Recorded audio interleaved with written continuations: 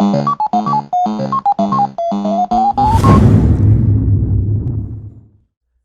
aí, beleza? Mel aqui com vocês! Agora com essa tela vermelha aí, ó, suspense.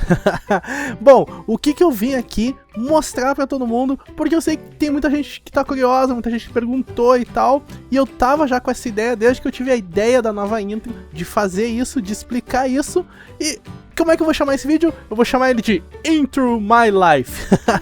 Como eu não posso fazer, não, quer dizer, não é que eu não posso fazer, eu não fiz o Draw My Life, eu passei do tempo de fazer o Draw My Life, eu não acho que eu desenho bem o suficiente, embora eu faça trabalhos com ilustração, então é uma coisa meio contraditória, né? Mas vamos lá. Então, no dia 8 de agosto, eu larguei essa imagem aqui no meu Instagram. O pessoal ficou todo... Ah, o que é isso? O que é? Não sei o que. E eu disse que era o roteiro, na verdade era um storyboard da minha intro. Eu sabia que ninguém ia entender, eu sabia mesmo, por isso até que eu postei. O pessoal não ia adivinhar, tipo, na verdade eu falei, né, que era o roteiro da intro, mas o pessoal não conseguiu sacar e não tinha nem como sacar mesmo, né. Como vocês podem ver, tá aí toda a sequência dela, se não me engano são 7 notas, 7 notas do Pac-Man, já tinha escolhido a música e cada notinha ali, um desenho, contei, estudei ali a musiquinha pra ver como é que ia ficar, imaginei e tal, rabisquei, botei uma ordem que não tá bem que nem tá aí, né, eu fui estudando e fui fazendo e parti pra fazer a intro. O caso é, cara, eu não esperava que ia dar tanto trabalho, porque eu ia fazer só com fotos, daí eu percebi que as fotos não tinham o ângulo que eu queria, eu ia botar uma num ângulo, outra no outro e eu ia achar bagunçado demais, eu queria todas preferencialmente vistas de cima, ou de algum ângulo bem específico, e daí o que eu fiz? Eu fui ilustrar. É uma história, um pouco da minha vida como jogador de videogame e um pouco da minha vida pessoal, assim, alguns detalhes da minha vida pessoal que eu quis ressaltar nessa intro, porque eu acredito que ela vai transmitir exatamente isso, entendeu? Tem que transmitir o que eu sou pra vocês. Então vamos começar. Telejogo, a primeira geração de consoles, tá aí 2 botõezinhos ali, né, um botãozinho de cada lado, um é o jogador 1, outro é o jogador 2, é time esquerdo e time direito, né, é o clássico jogo dos palitinhos, né, eu vou botar uma imagem aí pra vocês verem, claro, não dá só pra explicar. Sim, eu tive contato com esse videogame, tipo, eu não tive um, eu vi num vizinho meu o pessoal se divertindo pra caramba, achando o máximo, assim, e daí eu soube, meu pai soube, né, e me levou pra olhar. Aquilo pra época era algo assim que, meu Deus, como assim, eles estão mexendo ali, tá na televisão, que bacana. Uma das coisas, assim, vamos pra parte do pinball, mas uma das coisas que eu vou falar também não tá na ordem, tá? Isso que eu tô apresentando pra vocês não tá na ordem da intro, eu tô apresentando mais ou menos em ordem cronológica, assim, né, pra saber como é que foram os acontecimentos da minha vida. E a parte do pinball, cara, é muito importante. Quando eu ia visitar meu pai no serviço dele, quando eu morava em Porto Alegre, hora do almoço, normalmente a gente ia perto da hora do almoço, a gente almoçava junto, né, no bar que ficava ao lado do serviço dele e tal, e tinha um fliperama na esquina. E as máquinas que reinavam muito eram as máquinas de pinball eletromecânicas, que são muito legais, são tão boas quanto as máquinas eletrônicas. E meu pai sempre me incentivou a jogar. Eu lembro que tenho ótimas lembranças dessas máquinas aí. Pô, daí começou o meu fascínio por jogos eletrônicos, né? Depois de um tempo, eu ganhei um Atari 2600, né? Bom e velho Atari. Fez parte da infância de muita gente. Fez parte até da infância de muita gente muito depois do Atari ser lançado. Tinha gente que, pô, só podia ganhar um Atari, né? Tipo, tava lá o Mega Drive bombando e o cara ainda no Atari. Eu mesmo, acho que eu joguei Atari até a época do Mega Drive, porque eu não tinha como comprar, meu pai não tinha como comprar outro, era um videogame muito caro, não tinha tanto investimento que nem tem hoje em dia nos videogames, né? E, pô, Atarizinho aí, Pitfall, River Raid, Enduro, pô, jogaços, né? Jogaços. Aí eu tinha o que? Mais ou menos uns 6 anos, por aí, deve ser por aí. Mas, não satisfeito, meu pai comprou um MSX. Cara, o MSX é um computador pessoal, não sei o quanto isso era impactante pra época. Eu enxergava isso como um videogame com teclas. Essa foi a verdade. Meu pai, percebendo que eu ia ver dessa maneira, até porque, pra ter uma aceitação melhor, esse computador aí, ele era ligado na TV, né? E daí ele já vinha com controles e com jogos, então ele já tinha um foco mais como videogame do que como computador. E meu pai, percebendo isso, o que ele fez? Ele disse assim: ó, guri, se tu quer mesmo usar essa coisa aí, vai ter que programar. Eu fiquei assim, beleza, tá valendo. Eu queria ter aquilo no meu quarto, entendeu? Porque a gente só usava o computador quando o meu pai ligava. E eu queria que ele ficasse ligado o tempo todo. Porque pra mim aquilo era uma coisa muito comum. Tipo, eu olhava pra aquilo ali, é um computador, cara, liga ali e deu. É aquela coisa que as crianças têm hoje com todos os objetos tecnológicos. É tudo muito comum. E eu sentia isso, entendeu? Então pra ter aquilo ligado no meu quarto, eu pronto, posso programar. Aí ele comprou várias revistas chamadas Input, muito antigas, com programação Basic, e me ensinou como é que eu devia olhar, quais eram os símbolos. Eu lembro que tinha um símbolozinho que eu gostava muito, que eu dizia assim, que bacana esse símbolo na maçã. Mal sabia eu, né? Mal sabia eu. Eu adicionei esse inimigo do Space Invaders porque eu achei ele muito icônico. Basicamente, o que representa toda a geração anos 80 que jogava Atari, que jogava arcades, né? E eu achei que não podia faltar. Ele como ícone, como um significado, como um sentimento de jogador, assim. Então, eu incluí, por que não, né? O Mortal Kombat. Por que o Mortal Kombat? Porque o arcade. Bom, o arcade também foi muito presente na minha vida, porque afinal de contas, como a gente não tinha grana pro videogame, como o videogame era uma coisa também pra riquinho, vamos dizer assim, na época, né? Aquela coisa, um tem Atari, outro não tem Atari, aquele tem Master System, o negócio era comprar fichinha. E eu lembro que eu joguei muitos jogos de arcade, tipo, cara, muitos, mas eu lembro especificamente do Mortal Kombat da seguinte situação. Estava eu em Porto Alegre andando com a minha mãe numa boinha assim, e de repente eu olho assim pra dentro um fliperama. E cara, quando eu olhava um fliperama, eu fazia ela comprar uma fichinha. Não tinha jeito. E cara, eu não queria nem saber, tá ligado? Eu lembro muito bem que a minha mãe ficou do lado de fora do fliperama, porque o fliperama era um ambiente assim, meio bizarrão, assim, sabe? Não é um ambiente dos mais família, vamos dizer assim. Apesar de que, dependendo do, né, meu pai curtia muito estar comigo lá dentro, mas minha mãe não curtia muito. Então, eu lembro que minha mãe ficou do lado de fora do fliperama, me olhando, e eu peguei aquela fichinha e fiquei, cadê a máquina? Que máquina que eu vou? E eu olhei Mortal Kombat. Era algo inédito, eu não tinha nem visto nas revistas ainda. E eu disse, cara, eu vou jogar isso aqui. Nossa, que espetáculo, isso aqui é um filme, isso aqui é espetacular, isso aqui é em HD, mesmo que HD não exista ainda, é HD.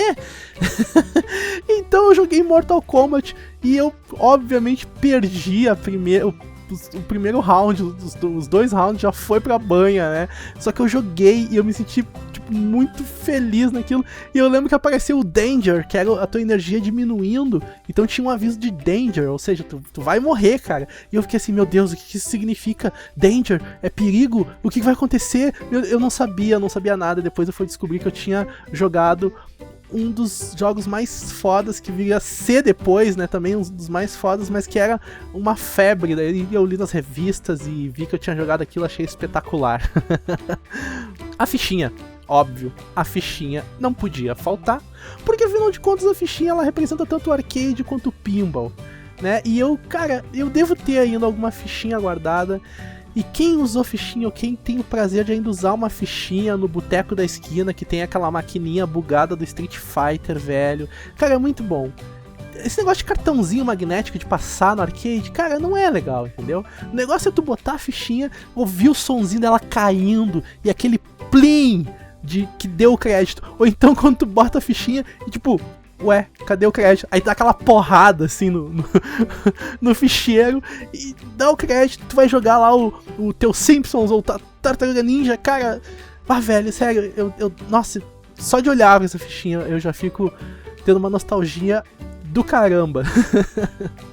O controle do Master System marca um momento da minha vida muito legal. Eu digo que foi na 5ª série, ele insiste que foi na 6ª série, mas o fato é que quando a gente se conheceu, nós éramos 2 pirralhos. Um amigo meu, Thiagão, que mora em Porto Alegre, é o meu amigo até hoje, cara. Anos e anos de amizade, pô, é um cara que, porra, mora no meu coração. Ou pelo menos, né, na minha camiseta, o mais perto possível, seja lá o que for. E eu lembro que quando eu era criança, e muita gurizada vai lembrar disso, muito que era bem novinho, muito barbado, né, vamos dizer assim, que vai lembrar quando era criança, que a gente era muito cara de pau. A primeira coisa que tu falava pra um amigo teu, dizia assim, e aí, cara, beleza, meu nome é fulano de tal, não, ciclano, e aí, tu tem videogame? eu lembro que eu sempre tive essa cara de pau de todo mundo que eu conhecia. Eu disse assim, e aí, tu tem videogame? E eu lembro que ele disse, sim, eu tenho um Master System. E eu disse, cara, um Master System, velho. Ele disse, sim, Master System. Cara, o Master System bombava, entende? Bombava.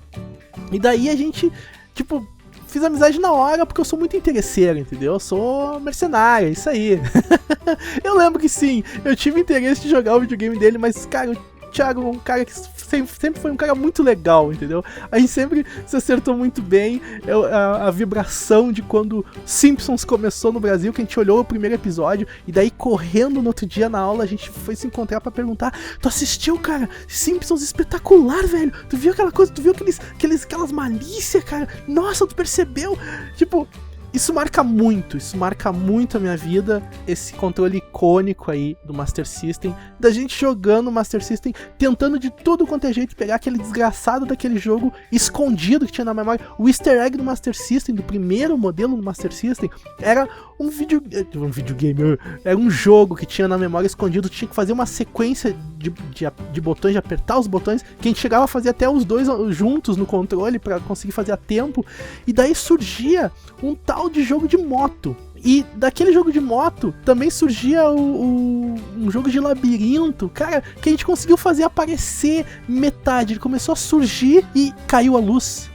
E a gente não conseguiu mais, mas a gente viu, existe. Se tu tem uma Master System primeiro modelo, procura que este easter egg existe, cara. Existe, é muito da hora.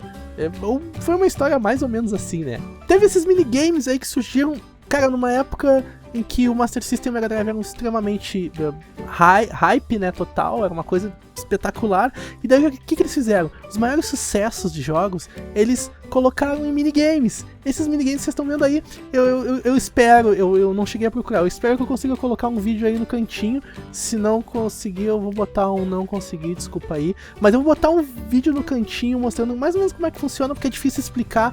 Só quem vivenciou essa época aí sabe, né, o que é desejar esses minigames, e era a forma, vamos dizer assim, era caro, mas ainda assim era a forma mais barata de tu ter aquele jogo que tu queria jogar sem precisar ter o videogame, o cartucho e todas as coisas, até porque naquela época não existia pirataria, né? Não existia pirataria.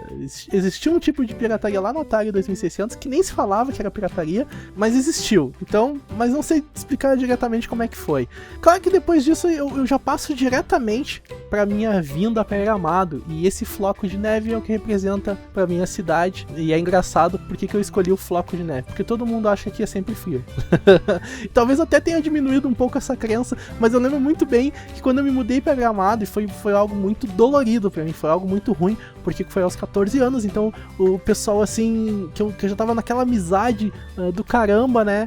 Cara, de repente, nós vamos mudar de cidade. Foi horrível, cara. Eu lembro que eu chorei uns 2 dias. Eu já tava com todas as amizades consolidadas, já tava, assim, de boa com a galera, assim. E, porra, foi bem ruim. Foi bem ruim, assim. Infelizmente, essa mudança não foi uma lembrança boa.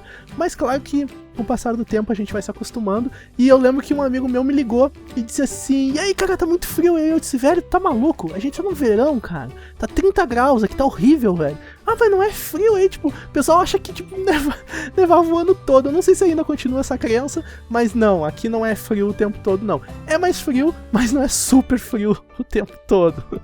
E nessa época também, eu andava muito de bicicleta, bastante. Nossa, cara, eu era enfiado de corpo e alma nas bicicletas, e eu consertava a bicicleta, eu consertava a minha bicicleta, eu desmontava a minha bicicleta, eu peguei várias vezes, eu desmontava toda a minha bicicleta, limpava, polia, pegava massa de polir, limpava todo, porque eu tinha uma Caloi 10, até por isso essa roda um pouco diferente, porque eu tinha uma Caloi 10, era a que eu mais gostava.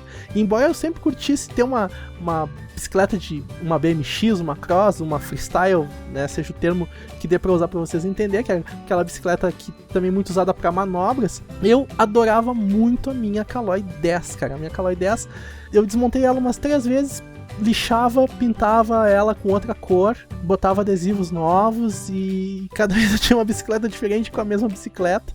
Sempre cuidei muito, sempre procurei peças pra ela. Como eu fiz uma troca, eu troquei a minha mountain bike, né, que é a mountain bike, por uma Caloi 10, eu fui trocando sempre as peças, procurando pegar sempre a peça original e era muito fácil de conseguir isso na época por uns preços baixos e tal, e como eu sempre reformava as peças, elas ficavam novinhas.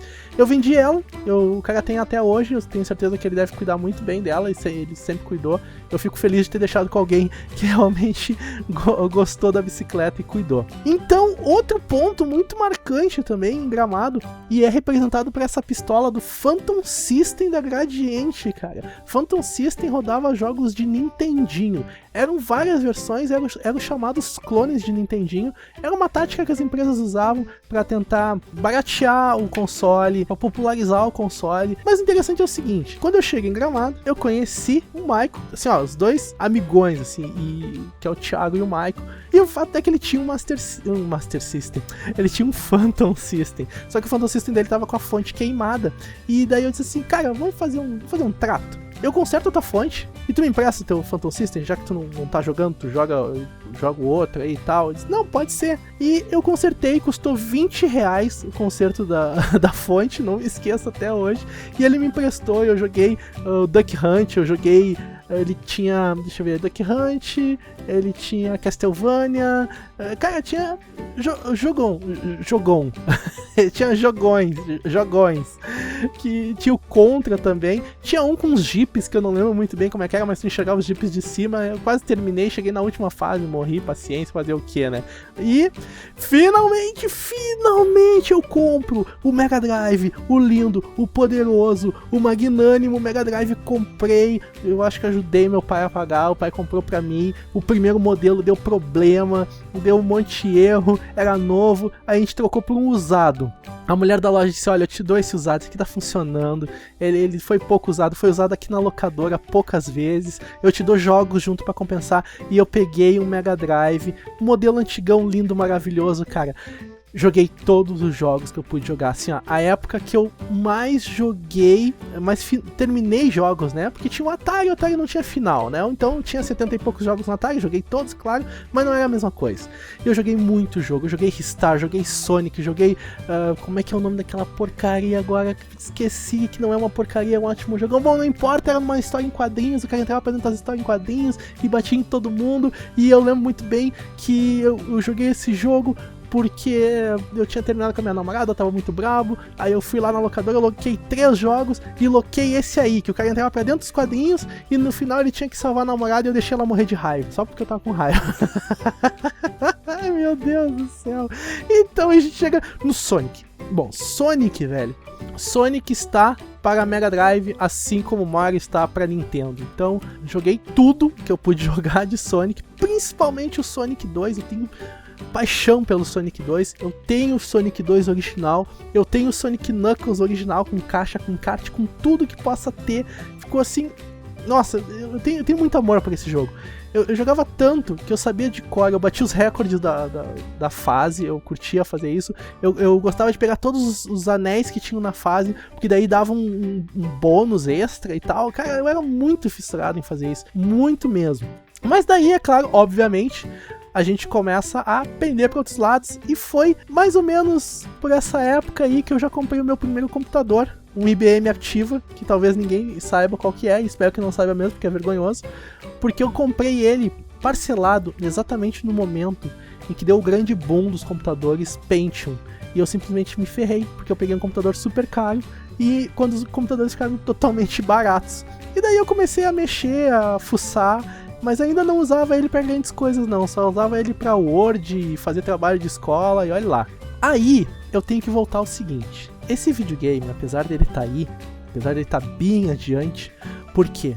Porque isso marca o tempo que eu tinha Mega Drive e o Thiago, aquele mesmo lá do Master System, comprou um Neo Geo e levou lá pra casa, né? Lá pra casa, que não é mais aqui, né? Óbvio, no outro lugar onde eu morava, em Gramado.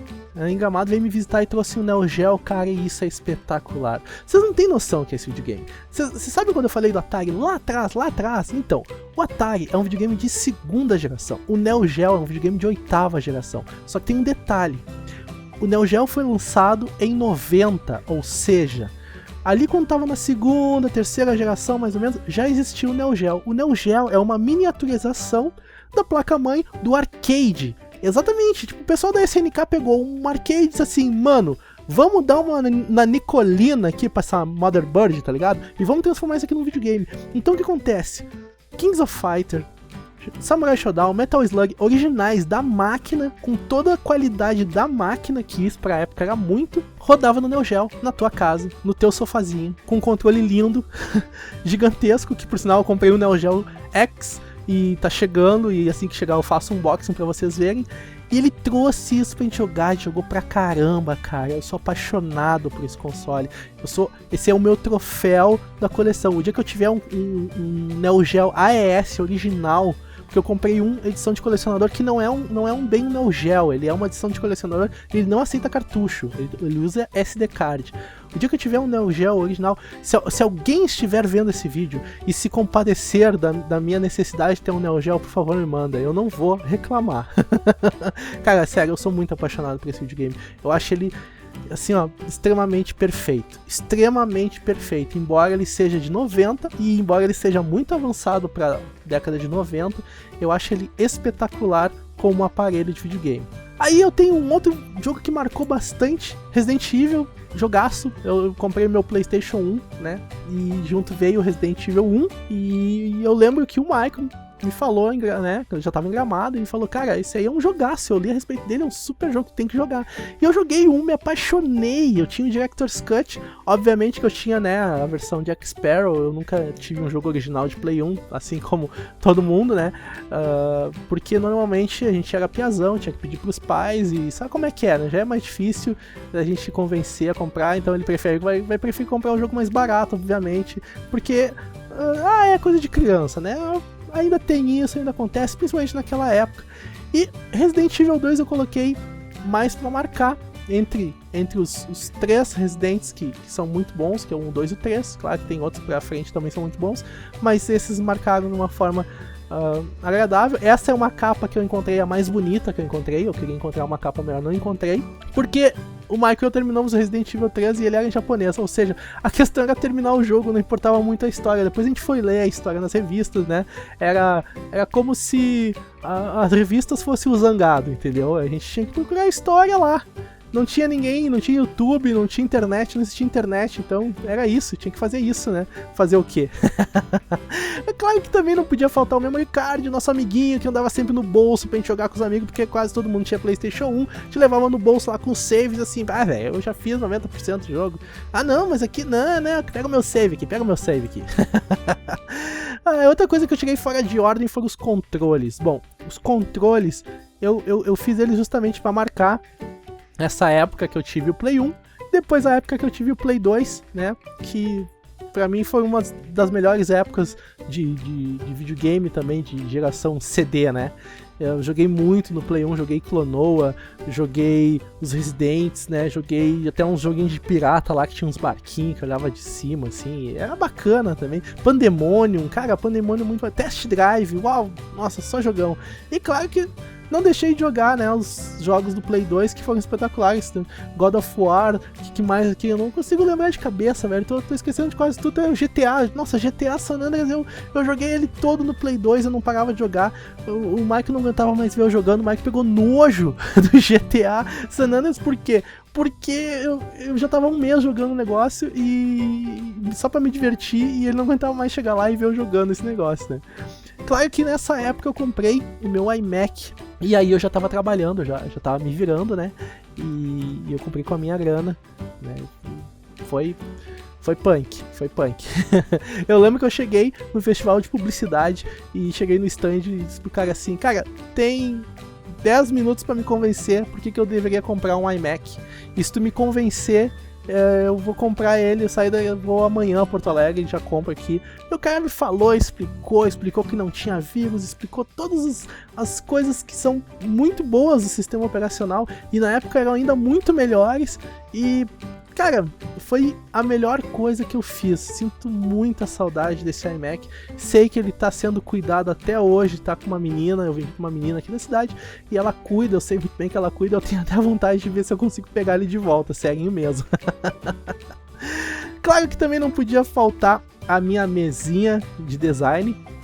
né, a minha mesa digitalizadora, a minha tablet digitalizadora, ou como quiser chamar, eu não uso mouse, eu uso essa mesinha com essa caneta, onde a caneta é o mouse. Basicamente é isso. Quem quiser procurar, entra na Wacom, dá uma olhada, são as melhores mesas que existem, tá? Eu tô fazendo merchan pros caras, paciência, mas é verdade, não existe outra mesa melhor, o que eu posso fazer? É verdade.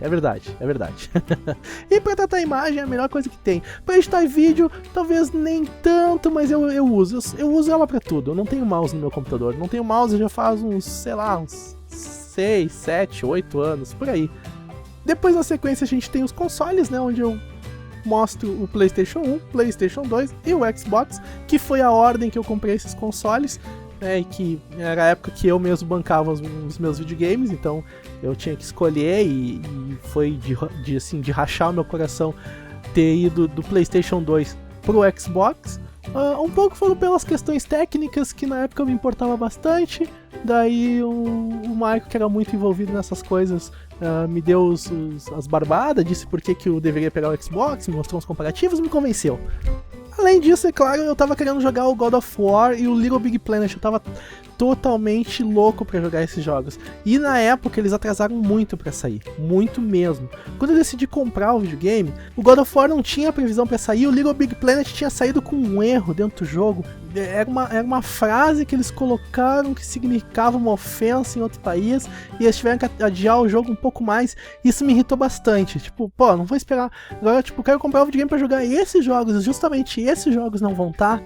Aí eu comprei o Xbox. Comprei o Xbox, foi a última gota, assim, pra decisão. Os copos estavam alinhadinhos e caiu a gota pro lado do Xbox. Comprei, não me arrependi, é um ótimo console. Mas ainda vou ter um PlayStation 3 pra, né, completar a coleção, claro.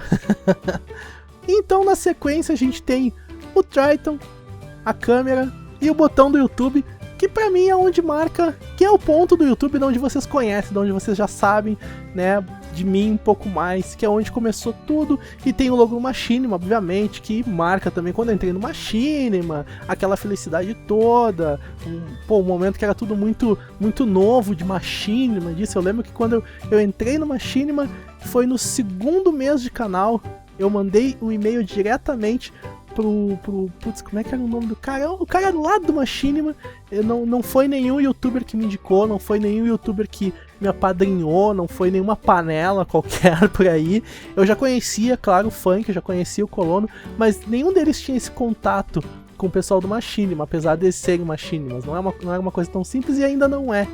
E eu lembro que eu mandei um e-mail pro cara e disse: cara, dá uma olhada aí no meu canal, eu sei que o conteúdo é em português, mas se o que tu enxergar te chamar a atenção, eu tô no caminho certo. E eu só disse isso. Mandei e-mail em inglês e tal. Cara, uma hora depois ele respondeu e disse: gostei do teu conteúdo, cara. Estamos num momento aqui que a gente tá adaptando aqui no Machinima, fazendo umas melhorias e atualizando, mas semana que vem eu vou voltar a falar contigo e eu vou passar isso pros meus diretores pra eles verem teu canal. Eu disse: pô, cara, tipo, eu dei pulos, muitos pulos. E na outra semana ele já mandou um e-mail com o contrato, eu enlouqueci, segundo mês de canal, e o Machinima já tinha me aceitado. Isso foi uma coisa espetacular. Quem entrou no Machinima sabe a sensação de felicidade, quem entrou em qualquer network sabe a sensação de felicidade que a gente tem. E eu teria começado bem antes no Machinima, eu não pude fazer o anúncio do canal no Machinima, porque houve um problema de comunicação dos e-mails, teve um e-mail que eu não entendi muito bem e acabei não respondendo, e isso atrasou a minha entrada no Machinima em 4 fucking meses. Então, aí, depois de resolver isso, em uma semana tava tudo resolvido. Eu já tava lá com o canalzinho, com todas as coisas que eu precisava, botar os thumbs e etc. E todas as coisas que a gente curtia na época, que alguns canais, só os canais com network tinham. Bom, pessoal, vídeo aí com meia hora, com a minha Intro My Life. Nossa, ela é muito mais rápida que isso, né? Foram 30 ilustrações feitas com muita dedicação mesmo. Eu fazia entre 1 a 2 ilustrações por dia, foi bem complicado, porque eu sou muito perfeccionista para essas coisas, ainda mais quando é para mostrar para vocês acompanharem. Eu sei que é uma coisa que todo vídeo vai dar play, vai dar essa intro, então ela tem que ser bem feita. Então, pessoal que quer saber também a parte técnica, Foi tudo desenhado no Photoshop, foi tudo ilustrado no Photoshop. Eu acho ele ideal para ilustração, pra mim é muito mais maleável. Depois eu editei isso no Premiere, botei musiquinha e tal, sincronizei e tava feita a intro. Tava aí a intro, bonitinha. Tem alguns ícones ali que eu não desenhei, como o PC, né? Ali o PC, deixa eu ver que mais, eu não lembro outro. Eu sei que teve um ou dois que eu não desenhei, que eu peguei pronto e só dei aquela recalchutada. A Wacom eu não desenhei, a Wacom eu consegui pegar no ângulo que eu queria, isso me ajuda bastante. Mas esse perfeccionismo foi o que ajudou também a atrasar bastante o retorno do canal. Muito obrigado vocês que chegaram até aqui, ouviram toda essa história, ouviram um pouco mais a respeito da minha vida. Não esqueçam de dar aquele like, aquele favorito pra ajudar na divulgação desse canal, né? Thumbzinho, ó, thumbs up, thumbs up.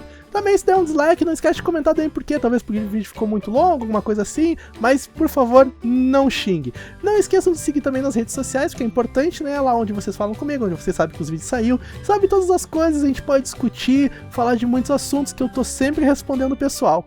Valeu!